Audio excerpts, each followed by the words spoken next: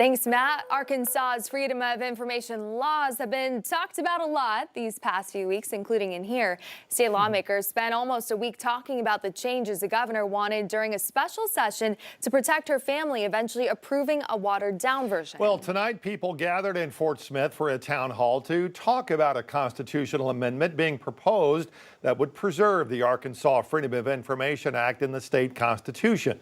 5 News reporter Kayla Davis is in Fort Smith with what was discussed.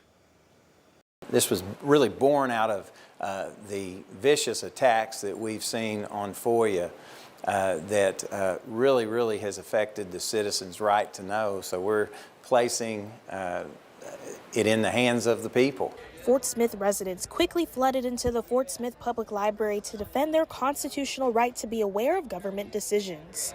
Organizers of the town hall say the goal was to get public input on the Arkansas Government Transparency Amendment draft. And despite political views, people from both sides of the aisle came together to ensure this bill is to their liking. The draft committee has done an outstanding job in what I believe will be the strongest Freedom of Information Act in the country.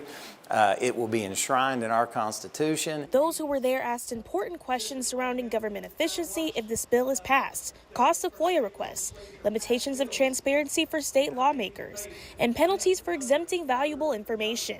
It helped define some of the issues and gives them some ways to go back and look at their draft proposal and refine it to make it more suitable. We want to be able to get records. Hey, we also recognize that you got to protect the governor's security and other officials' security.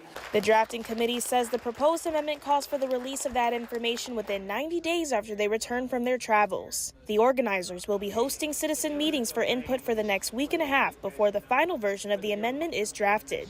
The goal is to have the draft completed before candidates file for state offices so they can question candidates on their stance regarding this amendment.